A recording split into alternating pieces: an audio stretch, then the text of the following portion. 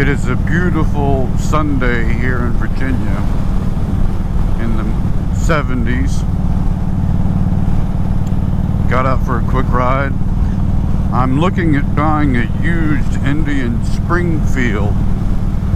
I've seen one that I drove to yesterday with the intent to probably purchase it, and the dealer that's selling it, they don't get a lot of great reviews, and I've never used them before. And I get there and they tell me that, oh, sorry, the website and the info we gave by email is wrong. Instead of 3,000 miles on this bike, it's 26,000. And instead of it being a 2017, it's 2016. They had two bikes in, new to them, and they'd gotten all this info mixed on the two. I still think I might buy the 2016. It's got the upgraded stage 1 air intake and exhaust. Sounds real good. The passenger backrest and luggage rack. And, you know, to add those things,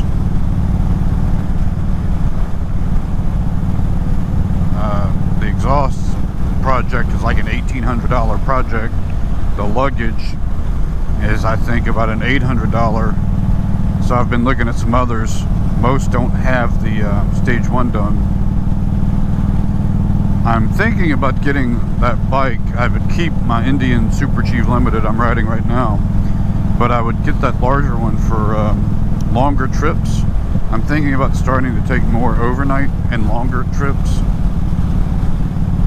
And on the interstate, I prefer to avoid interstate. There's grass here.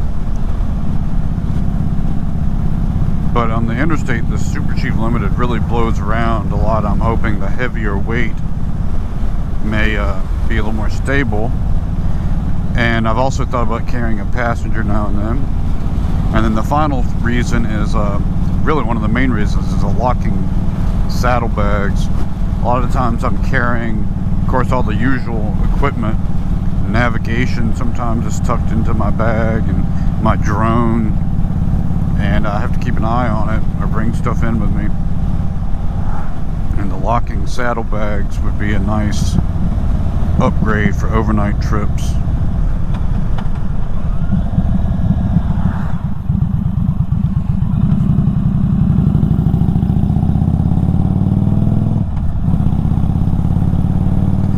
One thing about that Springfield, it was the 2016 was the first model year for that bike, so there's always some challenges with that. You don't have all this electronic gizmos with the ride command, which frankly is, I may miss it once I don't have it, but I'm thinking I actually prefer the traditional look of the speedometer, and I can always wire it to either start mounting my phone and use that for directions and stuff, or you know, mount where I can put my Zumo motorcycle mount.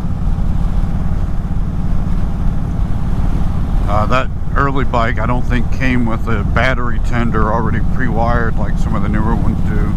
I don't even think it came wired with a USB port. There's a 12 volt in one of the luggage racks, which I'm not exactly sure, like, I don't think it's that convenient. It doesn't really do a whole lot for you. I'm not sure what folks use that for in the saddlebag.